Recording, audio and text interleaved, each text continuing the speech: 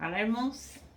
Saúdo cada um de vocês com a graça e a paz do nosso Senhor Jesus Cristo. Amém? O meu nome é Miriam Anita e eu estou aqui para compartilhar com os irmãos aquilo que eu entendi do texto chamado A Poderosa Mão de Deus. Esse texto foi escrito pelo pastor Fábio Martins para o Manancial, que é uma publicação de meditações diárias da União Feminina Missionária Batista do Brasil. Então não fui eu quem escrevi o texto, eu só vou ler com os irmãos e contar aquilo que eu entendi, tá bom? Então, isso tudo dito, a gente pode começar orando. Senhor Jesus, nós te agradecemos por cada pessoa que pode estar conosco aqui, meditando juntamente conosco a respeito da tua palavra e aprendendo de ti como eu tenho aprendido. Obrigada, Senhor. Fica conosco, perdoa-nos, que nós possamos ver em tudo a tua poderosa mão. É em teu nome que oramos. Amém. Bem, o nosso trecho de hoje está em Êxodo 9, de 1 a 17. Então, hoje nós vamos ler a quinta praga que assolou os egípcios, né, na época do faraó. Então, a quinta praga é a morte dos animais. O Senhor disse a Moisés, lá em Êxodo 9, vá falar com o rei e diga que o Senhor, o Deus de todos os hebreus, diz o seguinte: deixe que meu povo saia do país a fim de me adorar. Pois se você não deixar e continuar impedindo que ele vá, eu o castigarei com uma doença horrível que atacará todos os seus animais, isto é, cavalos, jumentos, camelos, gados, ovelhas e cabras. Farei diferença entre os animais dos israelitas e dos egípcios, e não morrerá nenhum animal dos israelitas. E o Senhor, marquei um prazo e farei isso amanhã. No dia seguinte, o Senhor fez como tinha dito, e todos os animais dos egípcios morreram. Porém, não morreu nenhum dos animais dos israelitas. O rei mandou ver o que havia acontecido e foi informado de que não havia morrido nenhum animal dos israelitas.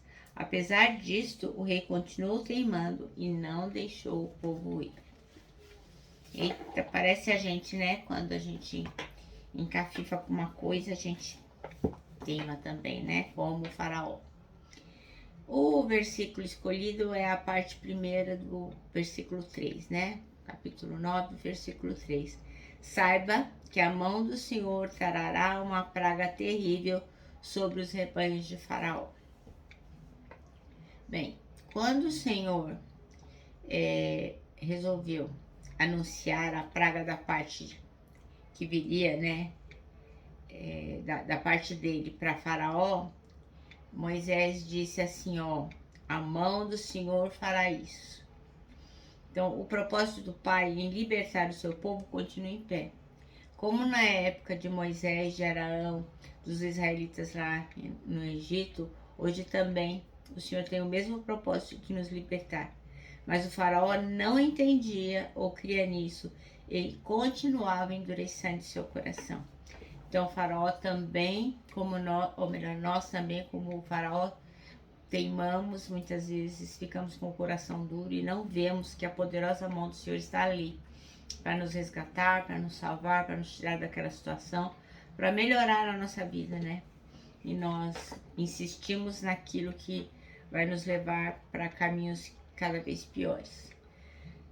Lá em 1 Pedro, versículo 6 do capítulo 5, Pedro registrou assim, ó, humilhai-vos, portanto, sob a poderosa mão de Deus, para que ele, em tempo oportuno, vos exalte. Então a pergunta que não quer calar é, por que a gente tem que se sujeitar à poderosa mão de Deus? Bom, primeiro porque a gente tem que ficar atento, porque a mão de Deus, ela também pode ser usada para disciplinar, né? Como um pai que disciplina o filho que ama, o Senhor também nos disciplina. Então, a poderosa mão de Deus também pode ser usada para nos disciplinar. E outra coisa é que o salmista diz lá no Salmo 32, versículo 4. Porque a tua mão pesava dia e noite sobre mim e o meu vigor se tornou em sequidão e estio. Então, quando a gente está fora da vontade do Senhor, quando a gente está fazendo coisa errada, coisa que não agrada ao Senhor, que estamos desobedientes, a mão do Senhor age com disciplina. Ela nos pune, né, por aquilo que estamos fazendo errado, não simplesmente para nos castigar, mas para que nós possamos voltar para o caminho certo. Então, não é uma ação de punição ou juízo necessariamente sem um rigor, mas um gesto de amor para que a gente seja instruído e para que a gente possa ser corrigido. Como está lá em Hebreus 12, capítulo 12, versículo 6. Pois o Senhor disciplina aquela pessoa a quem ama e educa todo aquele a quem recebe como filho.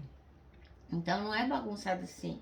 O Senhor se preocupa com nós. A despeito de todas as coisas que estão acontecendo, a mão poderosa do Senhor está ao nosso lado para nos guiar, para nos disciplinar, para nos conduzir. Ele sempre está conosco. Então, uma segunda razão é porque a mão do Senhor, ela também está ali para nos libertar. O profeta Ezequiel disse assim, ó: tirar-vos-ei dentre os povos e vos congregarei das terras nas quais andais espalhados, com mão forte. Está lá em Ezequiel 20, versículo 34. Então, o Senhor também usa a sua mão forte para juntar a gente, para nos libertar, para que possa nos dar um direcionamento onde realmente a gente possa ser feliz. Então, a mão de Deus libertou os israelitas. E este projeto é estendido até nós ainda hoje. Então, como está lá em João, capítulo 8, versículo 36. Se, pois, o Filho vos libertar, verdadeiramente sereis livres. Então, o que nós temos que fazer? Nós temos que confiar, depender, estar certo que a mão de Deus está sempre conosco. Ela está ali para nos fazer seguir num caminho que nos dará momentos de alegria, de certeza de salvação, de unidade com o Senhor, um caminho de comunhão, de santificação. Porque a poderosa mão do Senhor está ali para nos disciplinar, para nos resgatar, para nos libertar, está sempre conosco em todos os caminhos. Então, eu queria contar para os irmãos uma pequena historinha sobre os índios Cherokees. Ela fala também dessa questão de segurança, né? É só uma ilustração. Então, diz que os índios Cherokees, eles têm um rito de passagem, né? Então, toda vez que um rapaz vai virar homem, ele passa por esse ritual. E qual é? O pai conduz o filho pela floresta sombria no final da tarde. Então, quando está entardecendo, começa a anoitecer, o pai vai com o filho e sobe a montanha com ele. E lá chegando, o que ele faz? Ele venda os olhos do filho para que ele não possa ver nada.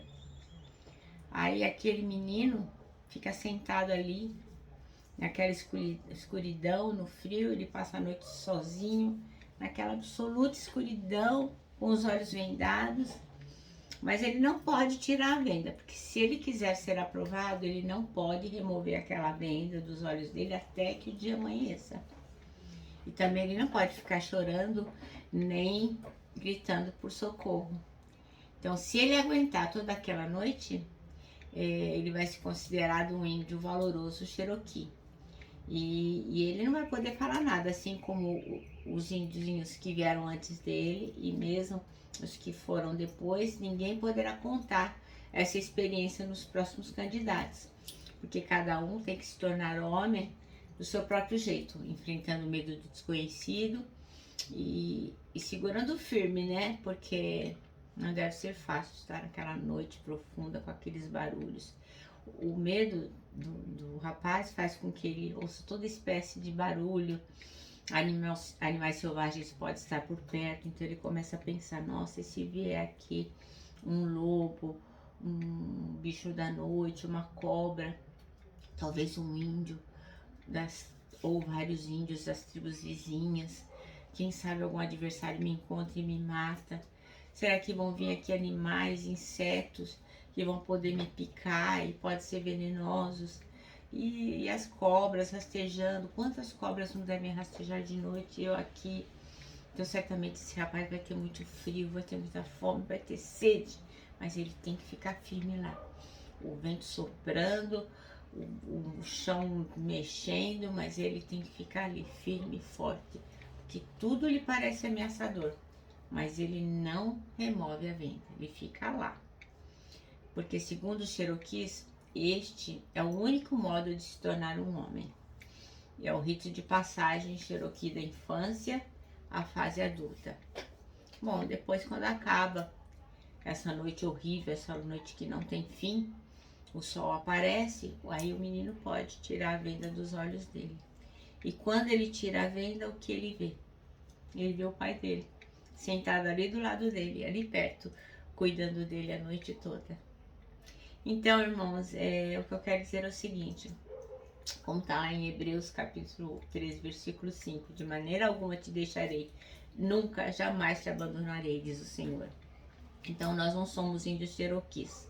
Nós podemos chorar, podemos berrar, podemos pedir socorro, podemos olhar para o lado, mas uma coisa que nós não podemos perder nunca é a certeza de que a poderosa mão do Senhor está ali conosco, na mais escura noite, seja qual for a situação, qual for a dificuldade, nós temos que ter certeza que a mão do Senhor estará conosco em todo o tempo, ou para nos fazer retornar de onde nunca deveríamos ter saído, ou para nos acolher e nos libertar. Então, assim, nós temos que nos lembrar que pode haver a noite mais terrível, mas nós temos que ter certeza que a poderosa mão do Senhor estará conosco. Então, como diz aqui o manancial, né? O pastor Fábio diz, olha, segure e dependa da mão de Deus. Ela é firme, segura e poderosa. O nosso manancial termina assim, a poderosa mão do Senhor orienta, instrui, liberta e sara. É o que está lá em 1 Pedro 5:7. Amém? Bem, eu me despeço aqui com o meu abraço fraternal, com o meu abraço de ursa. Lembrando, ó, que em 2021, ó, ninguém solta a mão de ninguém, ninguém solta a mão do poderoso Deus. E lógico, né? A nossa palavra de ordem que é saudades.